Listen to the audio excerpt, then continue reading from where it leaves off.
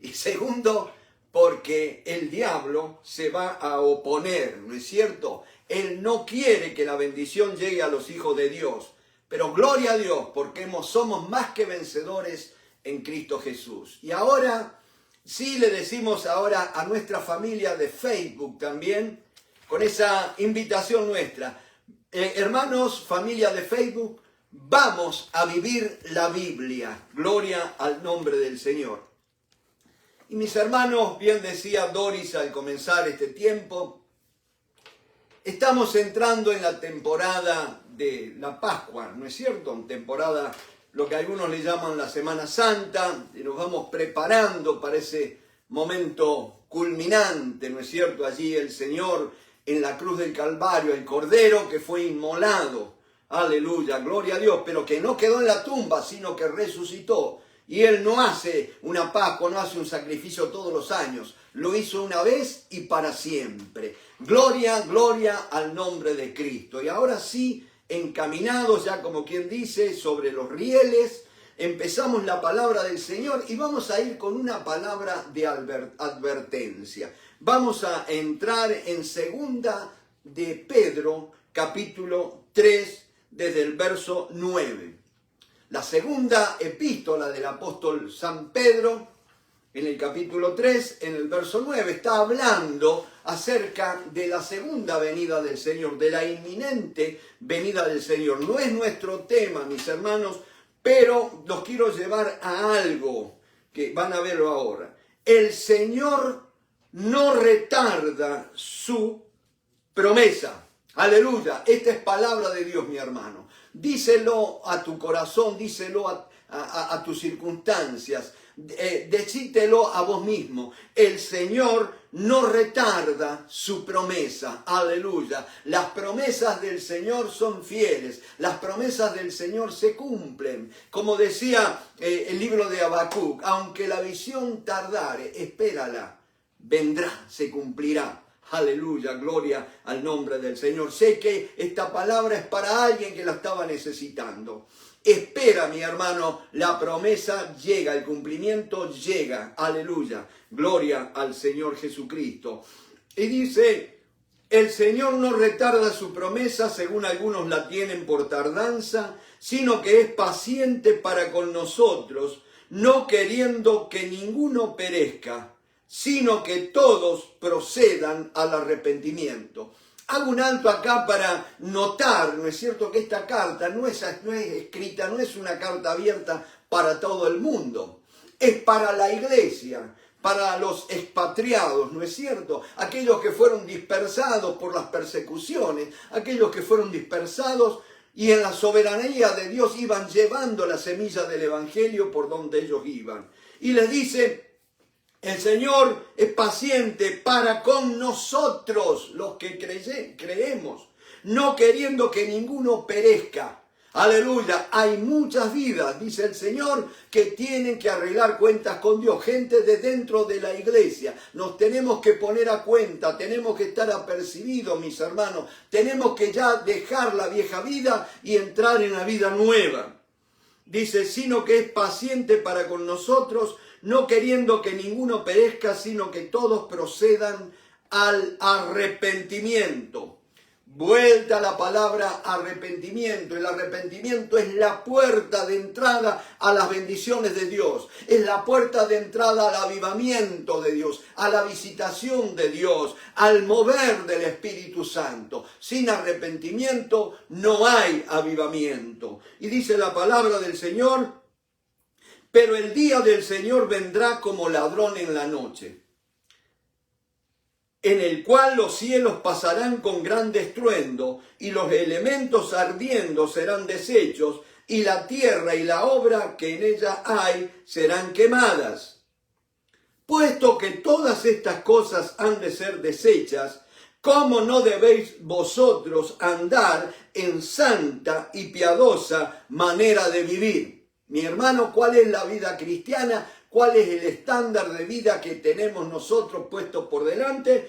tenemos que tener una santa y piadosa manera de vivir. No dice de estar en la iglesia, no dice que en los cultos, sino una manera de vivir, un estilo de vida que tiene que ser santo y piadoso. Santo, apartado de lo mundano, apartado del mal, y piadoso, entregados, consagrados a Dios.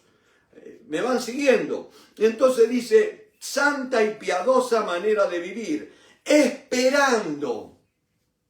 Fíjense, otra característica de la vida cristiana, es una vida de esperanza, de espera, esperando y apresurándoos. Note que a veces se malinterpreta este texto, dice apresurando la venida del Señor. Mi hermano, tus preocupaciones, tu apuro, tu nerviosismo no va a apurar al Señor. El Señor ya ha determinado el día y la hora en que ha de regresar. Todavía falta muchas cosas por hacer, mi hermano. No estés apresurado. Tus oraciones tampoco van a adelantar la venida del Señor. Dice, esperando y apresurándoos. Lo que sí nosotros nos tenemos que apresurar para estar bien preparados, bien apercibidos para el día del Señor. Esperando y apresurándoos para la venida del día de Dios, en el cual los cielos encendiéndose serán deshechos, y los elementos siendo quemados se fundirán. Los elementos, el aire, el agua, ¿no es cierto?, la tierra, todo va a ser quemado. Y dice, se fundirán. Pero nosotros esperamos, según sus promesas, cielos nuevos y tierra nueva, en los cuales mora la justicia. Mi hermano, no va a haber justicia hasta que no haya cielos nuevos y tierras nuevas. Aleluya, gloria al nombre de Cristo. Por lo cual, o sea, por tanto, en consecuencia, oh amados, y acá es donde los voy y los quiero llevar en esta noche. Oh amados, estando en espera de estas cosas, procurad con diligencia, o sea, ocúpense, hagan los arreglos para alcanzar, procurar, es buscar con premura, con diligencia. Dice, procurad con diligencia, ser hallados por Él sin mancha e irreprensibles en paz. Miren las características de la vida cristiana. Es una vida en santa y piadosa manera de vivir. Es una vida de espera y una vida de apresuramiento. Espera y apresuramiento. Aleluya. Espera porque es de Dios la obra. Pero apresuramiento porque es mi responsabilidad estar preparado para la obra de Dios. Dice, apresurándoos para la venida del día de Dios, en el cual los cielos... Y después me dice... Pero nosotros esperamos, según su promesa, cielos nuevos y tierra nueva. Y ahora me dice, por lo cual, en consecuencia de esto que estamos hablando, procurad con diligencia ser hallados por Él sin mancha e irreprensibles. Que no te pase lo que le pasó a Adán, que Dios lo tuvo que llamar y decir, Adán, ¿dónde estás tú? Adán había... por haber pecado, rompió la comunión con Dios, se alejó de la presencia de Dios. Dios estaba acostumbrado a encontrarse con Adán a diario, y aquel día Adán faltó a la cita, como muchos de nosotros. Y acá hay una palabra de Dios, mi hermano. Dice el Señor, todo el día extendí mis manos a un pueblo rebelde y contradictor. Mi hermano, eso me trae la figura de un padre, de una madre, agachándose extendiéndole los brazos a su hijito, ¿no es cierto?, para levantarlo. Todo el día extendí mis brazos, extendí mis manos. Aleluya. Dios está más dispuesto en ayudarnos que nosotros en ser ayudados.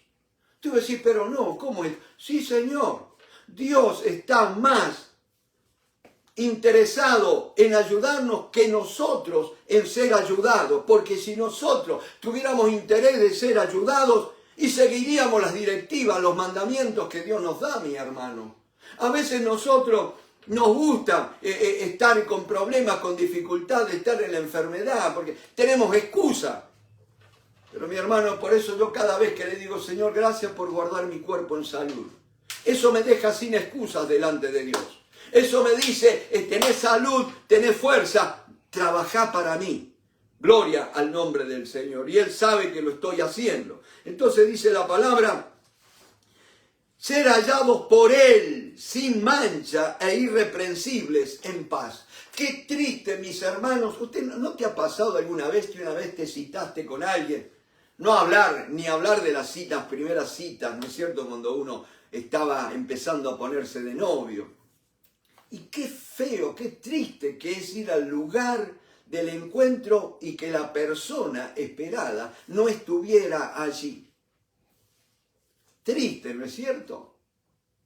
Pero imagínese lo que puede pensar Dios. ¿Quién te puede amar como te ama Dios? Y cada mañana Dios está extendiendo sus brazos a ti. Cada mañana papá te está diciendo, acá estoy, hijo mío, acá estoy, pedime lo que quieras. Acá estoy, vení a mi encuentro. Pero me dice también la palabra un pueblo rebelde y contradictor.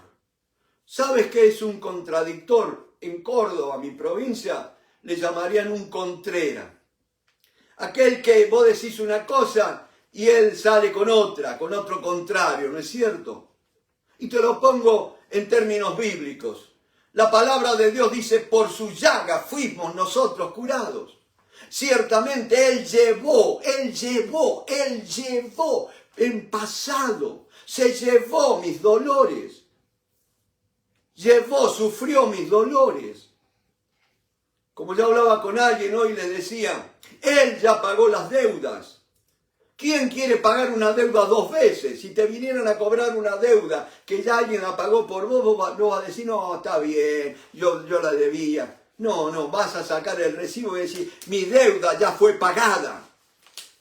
Ahora que vamos entrando en la semana que se recuerda de la pasión de Jesucristo, acuérdate allí en la cruz del Calvario cuando el Señor dijo, tetelestai, que en griego quiere decir consumado, es pagado completamente. La deuda fue saldada. Ya no eres deudor para con Dios. Aleluya. Gloria al nombre. Tienes el derecho de ser hecho hijo de Dios. El derecho a la herencia, a lo que tu padre, a la provisión de tu padre, mi hermano. Por la gracia que es en Cristo Jesús. ¿Cómo no hablar de la gracia? Acuérdense, mire mi hermano, hoy estaba orando antes de entrar entrando en la conexión de la oración y le daba gracia al Señor porque nos podemos acercar con libertad al trono de tu gracia.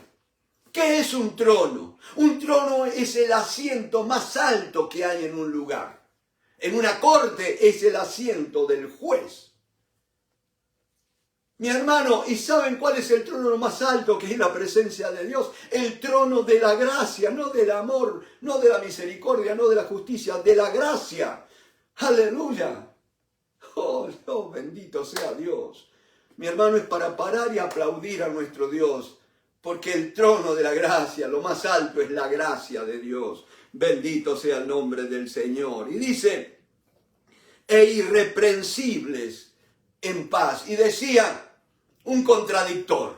Dios te dice, yo te he sanado, hijo mío. Yo soy Jehová tu sanador. Como dice el salmista, bendice alma mía a Jehová y bendiga todo mi ser su santo nombre. Bendice alma mía a Jehová y no te olvides ninguno de sus beneficios. Él es quien perdona todas tus iniquidades. El que sana algunas enfermedades, algunas dolencias.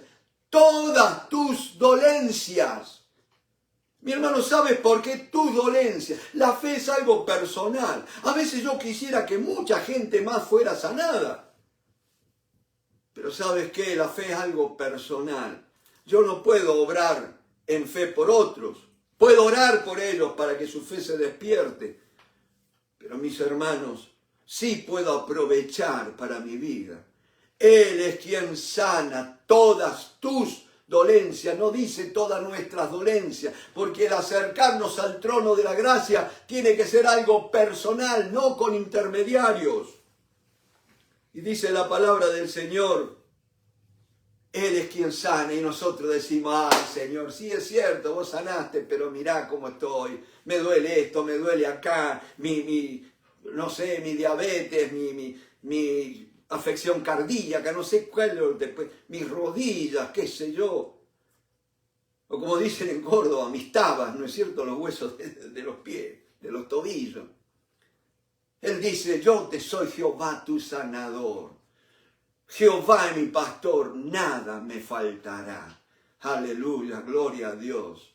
Bendito, me dará descanso, confortará mi alma, dice. Miren, es para bendecir al Señor, ¿no es cierto? Y dice la palabra, y tened entendido que la paciencia de nuestro Señor es para salvación. Como también nuestro amado hermano Pablo, según la sabiduría que le ha sido dada, os ha escrito. Casi en todas sus epístolas, hablando en ellas de estas cosas, entre las cuales hay muchas difíciles de entender, las cuales los indoctos e inconstantes tuercen.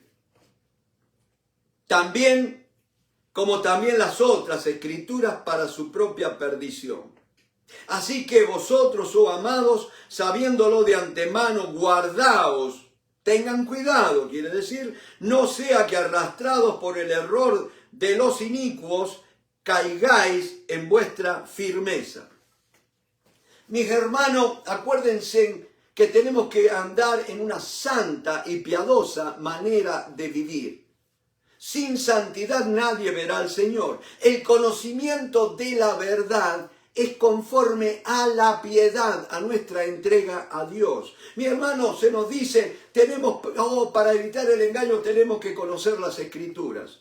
Y es correcto, pero ¿quién sabe si estás conociendo correctamente las Escrituras? Ojo, porque de acuerdo a lo que creemos es como vamos a vivir, ¿no es cierto? ¿Quién te puede decir que el conocimiento que tenés de las Escrituras es el correcto? Y acá tenemos una manera de saber. Nosotros, y présteme atención, no vemos la vida como es, la vemos como somos. Y en esta noche yo me atrevo a decirte, la Biblia no la vemos como es, la vemos como somos. Lo que nosotros somos determina cómo vemos la Biblia, cómo vemos la palabra de Dios, lo que extraemos de la palabra de Dios. Uno cuando estudia en el seminario teológico, uno tiene que aprender lo que es la exégesis, que es la ciencia de extraer, interpretar el correcto significado de las Escrituras. ¿Cuál era el propósito por el cual se escribió la Sagrada Escritura? ¿No es cierto? Eso es la correcta exégesis. Pero hay otra palabrita que es parecida, pero que se opone a la exégesis, y es la eisegesis. Eisegesis.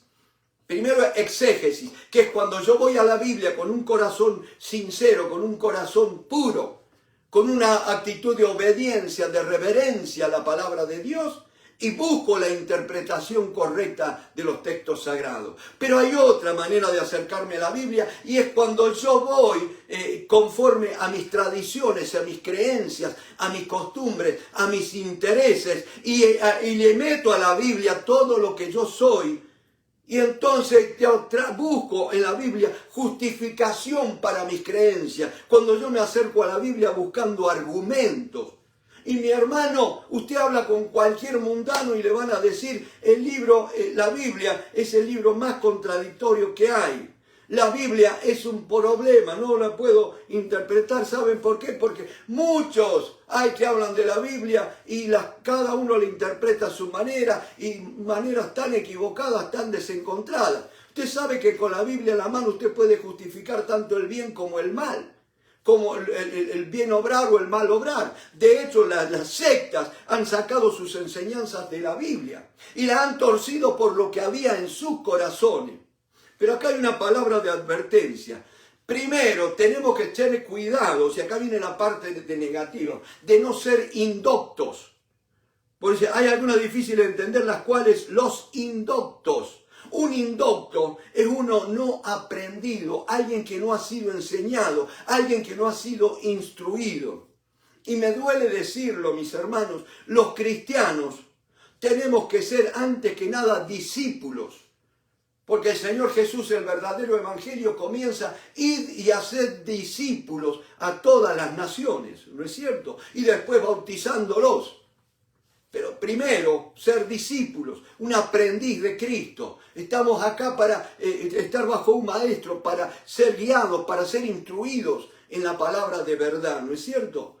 Y ustedes saben, si usted me dice cuál fue una de las experiencias más tristes en mis años de enseñanza en el seminario, y en Argentina o acá, es cuando hay hermanitos que empiezan a venir a las clases y, ojo, no estoy hablando en este tiempo, experiencia, ya hace 40 años que uno anda en esto, y cuando hermanitos que estaban viniendo bien y de pronto dejan de venir, y uno cuando los encuentra después, ¿qué pasó, hermano? Que no, ya el pastor me dio un cargo en la iglesia, me nombraron esto, me nombraron aquello, y parece ser que ya el nombramiento no tiene necesidad de seguir aprendiendo.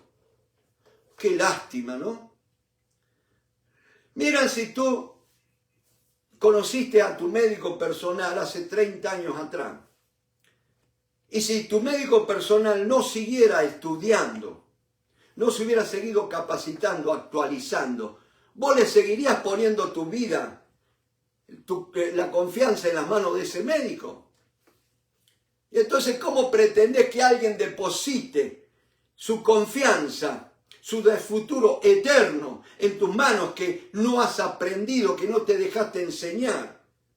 Pero hay una cosa, indocto también es aquel que cree que se la sabe toda, ¿no es cierto?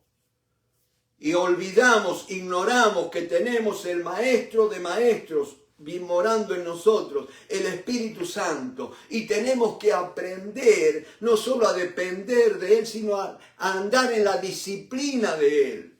Es el espíritu de amor, y no puede haber resentimiento en nuestros corazones si hemos de recibir la enseñanza correcta que viene a través del Espíritu Santo. Es el espíritu de santidad, mi hermano, el Espíritu Santo. De hecho se llama santo. Y si yo no camino en santidad, mi hermano, lo que interpretés de la Biblia, lo que entendás de la Biblia, va a ser torcido, va a ser chueco. Pero también es el espíritu de verdad. Mi hermano, una media verdad es una mentira por completo. Tenemos que ser gente de verdad, mi hermano. Y a veces un silencio también equivale a una mentira. Porque cuando sabés de algo y no lo decís, estás incurriendo en una mentira. Exagerar los números. Nosotros redondeamos para arriba, nunca para abajo. Solamente redondeamos para abajo cuando tenemos que dar cifras de otro. Pero lo nuestro siempre decimos, no decimos eran 25, eran como 30 le metemos. ¿No es cierto? Espíritu de santidad. Tenemos que aprender a caminar en santidad y en obediencia al Señor. Y me dice la otra palabra, inconstante. Acuérdate, la primera palabra indocto, uno que no ha sido discipulado, que no ha sido instruido, que no ha aprendido. Y nuestra vida en comunión con el Espíritu Santo es de discípulo al maestro. Nosotros somos los discípulos, los aprendices, y estamos aprendiendo a ser Jesús, ¿no es cierto? Bendito sea el Señor Jesucristo. Y después viene la palabra inconstantes. Un inconstante es el que anda de acá para allá. Un inconstante es que no permanece en la verdad. Hoy andan con una cosa, mañana andan con otra. Mi hermano, ¿vieron las modas que hay en la Santa Iglesia Evangélica, en los santos púlpitos? Hay cada énfasis por ahí, mi hermano, andamos en zigzag muchas veces. Inconstantes. Andamos cambiando siempre, no perseveramos en la verdad, no perseveramos en la doctrina correcta y menos en la práctica correcta. Hacemos lo correcto cuando nos ven, cuando nos conviene y después dejamos de hacer. Eso es un inconstante. Lo contrario de inconstante es uno firme, uno que permanece fiel. Dice, tuercen. No es que ellos se proponen torcer, mi hermano. Tengamos cuidado, porque a veces decimos, porque esto la tuercen así. No, lo que vos sos determina el rumbo que agarra la enseñanza que recibís. Si tu interés es el bolsillo, y mi hermano, vos vas a hablar de prosperidad todo el tiempo. ¿Me vas siguiendo? Bendito sea el nombre. Y si has caído en un legalismo, tu predicación va a ser siempre mandamientos, leyes, estatutos, y está bien, pero tiene que haber el equilibrio que solamente Dios puede dar. Y es a través del Espíritu Santo. Y dice, como también las otras escrituras, para su propia perdición. Así que vosotros, oh amados, sabiéndolo de antemano, guardaos, no sea que arrastrados por el error de los inicuos, caigáis de vuestra firmeza. Y acá viene una advertencia que tendría que ser realmente el saludo también de nuestras clases o finales de nuestros cultos. Antes bien, antes que nada, creced en la gracia y el conocimiento de nuestro Señor y Salvador Jesucristo. A Él sea la gloria, ahora y hasta el día de la eternidad. Amén. Gloria al nombre de Cristo. Mis hermanos, en esta noche, luego de esta introducción que era necesario hacerla, porque estamos tratando temas eternos. Esto no son temas temporales para hoy. Esto puede ser, no, es la salvación. Porque dice Pablo, ten cuidado de ti mismo y de la doctrina. Haciendo estas cosas, te salvarás a ti mismo y a los que te escuchen. Gloria al nombre del Señor.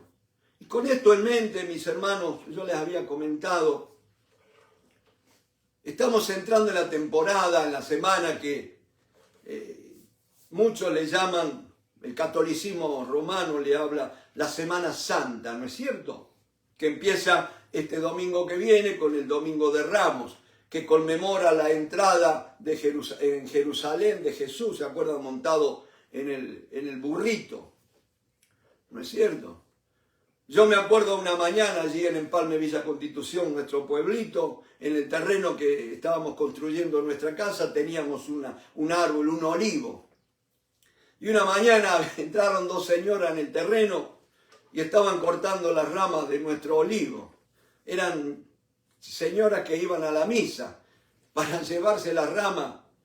Y lo más lindo que no pidieron permiso, entraron, la cortaron y se escaparon. Fíjense, qué linda mezcla, ¿no es cierto? El robo para ir a honrar el Domingo de Ramos a aquel Jesús que ellos querían honrar, ¿no es cierto? Y decía una cosa importante, ¿de dónde sale todo esto de conmemorar? Acuérdense, otra pregunta que sale, ¿qué es la Semana Santa? Y en Semana Santa, el día de Pascua, para el catolicismo, es el día domingo, que es el día de la resurrección, ¿no es cierto? Por eso hablan domingo de Pascuas. Y mientras tanto, ha pasado la semana y se conmemora que Jesús va a ser crucificado. Allí el jueves por la noche va a comer la cena pascual y el viernes va a ser crucificado y después va a estar en la tumba, ¿no es cierto? Y acuérdense todo lo cuando éramos chicos, que estábamos allí en el catolicismo, todas las ordenanzas que no había que correr, que no había que gritar, que había que estar con el rostro largo, había que hacer penitencia porque Jesús estaba muerto. Eso fue la Semana Santa, ¿no es cierto? Ahora, ¿pero de dónde se origina todo esto? Y es indudable, mis hermanos, que todo sale de aquella noche cuando Dios va a traer la tremenda liberación a través de la 10ª plaga, que era la muerte de los primogénitos allí en Egipto, donde su pueblo estaba en esclavitud. ¿Se acuerdan? Y Dios le va a dar que tenían que comer el cordero pascual. Pero no quiero adelantarme. Quiero que vayamos a Levíticos capítulo 23, que es donde habla más clarito por qué el pueblo de Dios, el pueblo de Israel, no judíos, mi hermano, porque no todos los israelitas son judíos de Judá, ¿no es cierto? Y había dos tribus nada más que eran judías, Judá y Benjamín. Los otros no eran judíos, o sea, las tribus de Israel habla la Biblia. Y entonces vayamos a Levítico capítulo 23. Hay una cosa muy linda, mi hermano, Levítico capítulo 23, que dice, miren lo que habla la palabra del Señor. Habló Jehová a Moisés diciendo, no fue invento de hombre, fue Dios hablándole a Moisés. Aquel hombre que Dios había llamado para ser el líder, aquel que iba a guiar al pueblo de Israel. Dios era el que guiaba, pero lo hacía a través de un hombre, ¿no es cierto? Y dice, habló Jehová a Moisés diciendo, habla a los hijos. Y hay una cosa, no podía haberlos guiado Dios sin la intermediación de un hombre. Mucha gente dice, yo creo en Dios, pero no creo ni en la iglesia, ni en los pastores, ni en los curas. ¿Se puede vivir una relación con Dios sin tener una relación con los pastores, con los líderes de la iglesia? No, es imposible. Necesitamos pertenecer a la iglesia.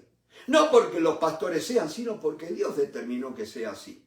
Dios podía haber guiado a su pueblo lo más bien. Pero ¿saben por qué decidió poner un nombre? Y un nombre como cualquier otro. No era un superhombre. No lo sacó de Marte, de Venus. Lo sacó de entre ellos.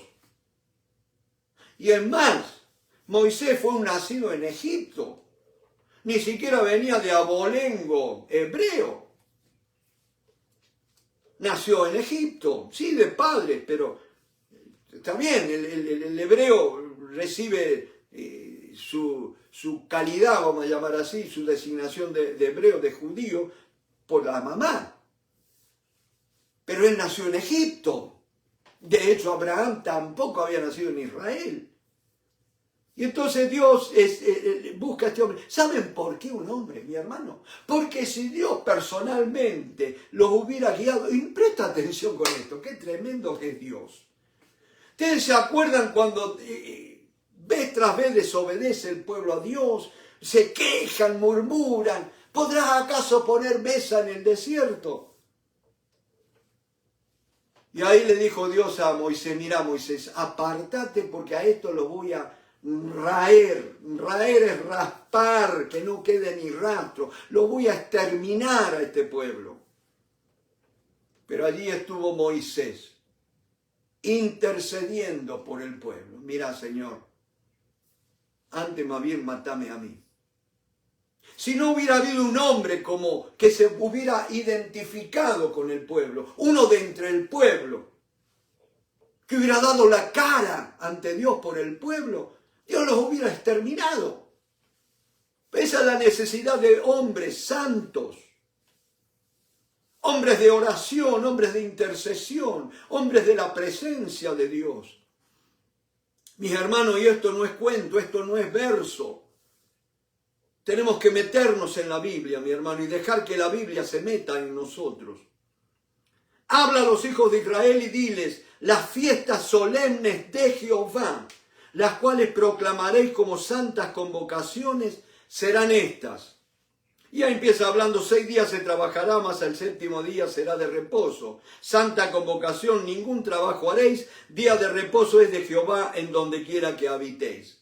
Ese es el día sábado, ¿no es cierto? Pero ahora sí, acá en el verso 4, empieza a enumerar específicamente la fiesta. Estas son las fiestas solemnes de Jehová, las convocaciones santas, a las cuales convocaréis en sus tiempos.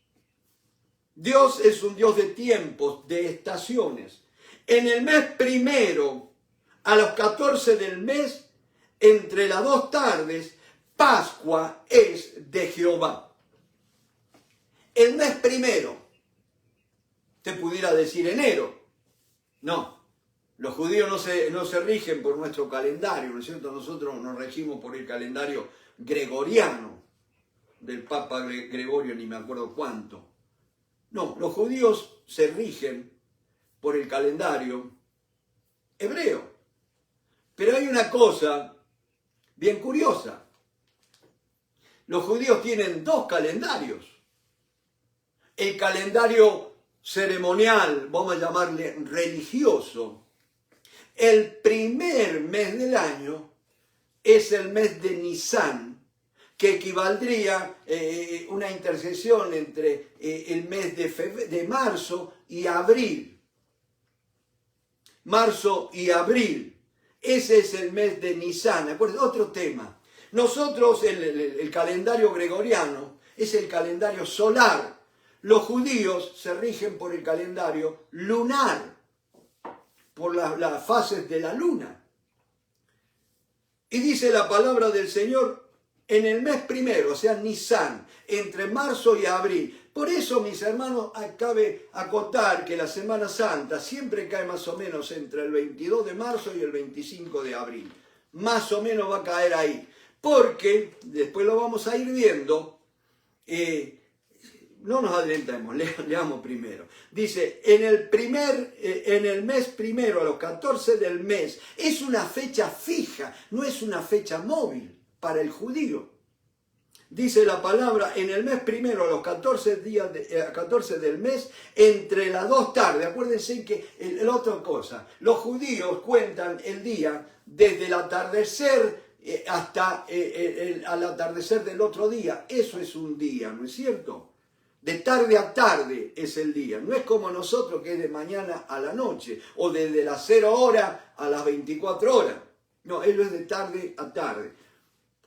Pudiéramos decir de 6 de la tarde al otro día a las 6 de la tarde, ¿no es cierto? Entonces dice, en el mes primero, a los 14 del mes, entre las 2 tardes, Pascua es de Jehová. Ahora note una cosa, y a los 15 días, o sea, al día después. Entonces, ¿qué es? ¿Pascua es un día? No, Pascua no es un día. Pascua es una cena. Eso es Pascua, una cena. Y en la cena, cuando debían comer el cordero pascual. Ya lo vamos a ver allí en Éxodo capítulo 12, cuando Dios instituye esa ceremonia de la Pascua, donde comían el cordero pascual. Ahora fíjense cómo la iglesia institucionalizada, que se acuerdan los que nos hemos criado allí en la religión oficial de nuestros países, el Viernes Santo, prohibido comer carne. Mientras que nosotros el pueblo de Israel tenía que comer un cordero, ¿no es cierto?, conmemorando. Pero ahora los judíos no comen el cordero en la Pascua, tienen un hueso de cordero que les recuerda ¿qué cosa? Que un día lo van a volver a comer cuando el templo vuelva a ser reedificado. Pero noten esto, mi hermano. Pascua es de Jehová. Y a los 15 días de este mes es la fiesta solemne de los panes sin levadura a Jehová. 7 días comeréis panes sin levadura. El primer día tendréis santa convocación, o sea, equivalía a un sábado. Ningún trabajo de siervos haréis. Y ofreceréis a Jehová 7 días ofrenda encendida. El 7º día será santa convocación. Ningún trabajo de siervos haréis. Y habló Jehová a Moisés diciendo, habla a los hijos de Israel y diles, cuando hayáis entrado en la tierra que yo os doy y seguéis, o sea, cosechéis su mies, su cosecha, ¿no es cierto? El fruto traeréis al sacerdote unas gavillas por primicia de los primeros frutos de vuestra siega. Ahí ya tenemos, ¿no es cierto?, la Pascua, tenemos panes sin levadura y tenemos la fiesta de las primicias. Todo prácticamente en el mes, al comienzo de la primavera. Allí acuérdense, para los que están en el sur es el otoño, para los que están en el hemisferio norte como nosotros es primavera. Dice, ningún trabajo de siervos haréis. Y habló Jehová a Moisés diciendo, habla a los hijos de Israel y diles, cuando hayáis entrado en la tierra que yo os doy y seguéis su mies, traeréis al sacerdote una gavilla por primicia de los primeros frutos de vuestra siega, y el sacerdote mecerá la gavilla delante de Jehová para que seáis aceptos. El día siguiente del día de reposo la mecerá. Y el día que ofrezcáis la gavilla, ofreceréis un cordero de 1 año sin defecto en holocausto a Jehová. Su ofrenda, y ahí sigue narrando, ¿no es cierto? Y ya como el tiempo va avanzando, yo simplemente quiero que entremos un poquito para que cuando participemos en nuestra congregación local, el viernes a la noche, aprovechando que la mayoría no trabaja, ¿no es cierto? Venimos generalmente en los medios latinos, porque la prevalencia de la Iglesia Católica Apostólica Romana, porque en los medios anglosajones Pascua no o mejor dicho, no existe el Viernes Santo, o Good Friday, como se llama, es algo más bien católico, salvo los americanos católicos, ¿no es cierto? Pero vayamos un poquito a Éxodo, que vamos a ver cómo Dios instituye. Ahora lo tremendo, mi hermano, Dios instituyó estas 7 fiestas, llamadas fiestas de Jehová,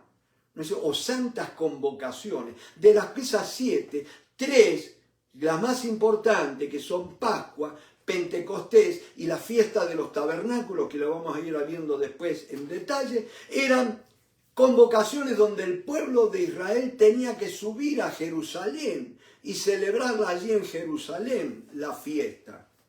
¿Me van siguiendo? Entonces fíjense, dice, vamos a ver en Éxodo capítulo 12, y qué tremendo cómo Dios instituye las cosas. ¿Por qué puso instituyó estas fiestas? Y eran como ilustraciones, ayudas visuales, vamos a decir así, para que el pueblo de Israel, a través de estas fiestas, pudiera ver, pudiera reconocer ¿a quién? A Jesucristo, aquel Cordero que iba a venir al mundo y dar su vida en rescate por nosotros, al Mesías, como le llaman los judíos, ¿no es cierto? Y allí estaban las fiestas, hay toda una simbología, pero todo apunta a Jesucristo, mi hermano. Eso fue lo que me movió a mí. Yo estuve renuente por años, es la primera vez que estoy enseñando o compartiendo, como si no me siento capaz de llamarme maestro en este tema, pero sí compartir mi corazón acerca de las Escrituras, del valor de estas fiestas. Y decía, Dios la da como una ayuda visual para que el pueblo pudiera buscar, ver quién era el Mesías y cómo se va a hacer su cumplimiento en Cristo Jesús. Eran fiestas proféticas porque apuntaban a la venida del Salvador del mundo, ¿no es cierto? Pero qué tremendo, mi hermano, que la iglesia primitiva en los primeros tiempos guardaba la Pascua. Acuérdense que la mayoría eran judíos los que salieron los primeros cristianos, ¿no es cierto? No todos los judíos rechazaron a Cristo. Hubo muchos, entre ellos los 12 apóstoles eran judíos, ¿no es cierto? Que se convirtieron al Señor, que recibieron a Jesucristo. Y decían que con el tiempo se van agregando nuevos convertidos y ya cada vez fueron más los gentiles que entraban a la iglesia que los judíos. Acuérdense, en el mundo hoy por hoy tiene 8.000 millones de habitantes y los judíos son 15 millones. Imaginen, ¿quién va a entrar más? ¿Cuántos convertidos va a haber más en proporción, judíos o gentiles? Es indudable que gentiles. Entonces, al ir convirtiéndose cada vez más y más gentiles, se va a ir, como quien dice, agrandando la brecha, la separación que había del pueblo del Señor de los judíos, ¿no es cierto? Y ya van a ir dejando de lado la práctica, la observancia de esta fiesta a la manera bíblica. Porque la Pascua va a llegar a Alejandría, al norte de Egipto, y allí se va a empezar a mezclar con un montón de cosas, tradiciones que nos llegan hasta el día de hoy, y que después Roma, el obispo de Roma, para contrarrestar aquellas desviaciones, van en el concilio de Nicea en el año 325, donde metió la mano aquel emperador Constantino. Qué arroz con mango que hizo Constantino con el catolicismo, ¿no es cierto? El diablo siempre no busca destruir, el diablo busca mezclar, infiltrar la iglesia. Esa es la arma favorita del diablo, meter el engaño. Y decían, la iglesia romana se vuelve cada vez más y más antijudía, antisemita, y entonces ellos ya quieren divorciarse, separarse por completo, que no haya ningún vestigio de judaísmo en las prácticas de la iglesia. Y entonces ellos van a determinar que tenía que haber una fiesta, pero como los judíos tenían un día, ellos dijeron, no, nosotros vamos a tener una semana dedicada a los últimos momentos de Jesús en la crucifixión y va a culminar con la resurrección, mientras que el judío arranca con la noche de Pascua y al otro día ya arranca con los panes sin levadura. Fíjense, otro tema, la Pascua empieza a contarse de la primera luna llena del mes de marzo, o sea, de la temporada de primavera. Pero la dirigencia católica, para poner distancia con el judaísmo, ellos dicen, no, nosotros no queremos que coincida nuestra celebración con la Pascua de los judíos. Fíjense, la Pascua de los judíos la instituyó Jesús, Dios, y la observó Jesús. ¿Cuánto he ansiado comer esta Pascua?, le dijo a los discípulos la noche en que fue entregado, mi hermano. Qué tremendo, qué tremenda importancia, qué valor de la Pascua. Y entonces con esto, mi hermano, vamos a leer rapidito Éxodo capítulo 12. Acuérdense, Israel estaba en esclavitud en Egipto y van a ser sacados, ¿no es cierto?, por medio de Moisés. Dice en capítulo 12 de Éxodo: habló Jehová a Moisés y a Aarón en la tierra de Egipto diciendo: este mes os será principio de los meses, principio de año. Para vosotros será este el primero de los meses del año. ¿Cuál era ese mes? Antiguamente se llamaba Aviv, después pasó a llamarse Nisán. Acuérdense que el calendario civil hebreo empieza en el mes de Tisri, que es entre los meses de septiembre y octubre, cuando se va a festejar o celebrar, ¿qué cosa? La fiesta de los tabernáculos. Entonces, fíjense, habló Jehová a Moisés y a Aarón en la tierra de Egipto, diciendo: este mes os será principio de los meses para vosotros, será este el primero en los meses del año. Hablad a toda la congregación de Israel, diciendo: en el 10 de este mes, tómese cada uno, preste atención a esto, tómese cada uno, ¿qué cosa? Un cordero, según la familia de los padres, un cordero por familia. Mas si la familia fuere tan pequeña que no baste para comer el cordero, entonces él y su vecino inmediato a su casa tomarán uno según el número de las personas, conforme al comer de cada hombre, haréis la cuenta sobre el cordero. El animal será sin defecto, macho de 1 año, lo tomaréis de las ovejas de la cabra, y lo guardaréis hasta el día 14 de este mes, y después sí lo inmolará la congregación. Mis hermanos, fíjense en el cumplimiento de la Pascua, esta partecita nomás, que ellos a los 10 días del mes de Nisán tenían que tomar, elegir, buscar el mejor corderito que no tuviera mancha, que no tuviera defecto, y lo tenían que guardar para que no fuera a tener ningún accidente, no fuera a tener ningún defecto, ¿no es cierto? Por favor, Alicia, que no fuera a tener ningún defecto, tenía que ser guardado y ser observado minuciosamente. ¿Tú te piensas que es casualidad que los últimos días de Jesús, los últimos 5 días de Jesús, fueron de un intenso escrutinio de parte de los religiosos y de las autoridades de Roma? Mis hermanos, lo analizaron, lo buscaron, lo interrogaron. ¿Qué es lo que no le hicieron? Pero no fue hallada mancha en él. No hubo ni un momento de rebeldía para con Dios. Lo escupieron, lo abofetearon. Pero él estuvo allí, manso y humilde, demostrando que él era el Cordero Pascual perfecto, la víctima perfecta, la víctima apta para ser inmolada. Bendito sea el nombre del Señor. Mis hermanos, vamos a parar acá por esta noche. Tenemos mucho para ir meditando. Si Dios quiere, el jueves vamos a dar la segunda parte de esto. Pero miren, yo acá al lado mío tengo una copa con vino y tengo un trozo de pan. 2 elementos. No vamos a hacer Santa Cena, ¿no es cierto? La Santa Cena la vamos a hacer en la congregación el próximo viernes. Pero fíjense, qué tremenda importancia. Los dos, llamale símbolos. Yo prefiero recibir las palabras de Jesús: tomen y coman, este es mi cuerpo que por vosotros es partido. Esta es mi sangre del nuevo pacto. Dos elementos que ellos tuvieron que participar en aquella primera Pascua. Mis hermanos, con esto bendigamos al nombre del Señor y demos gracias por su don inefable, nuestro Señor y Salvador Jesucristo. Amén.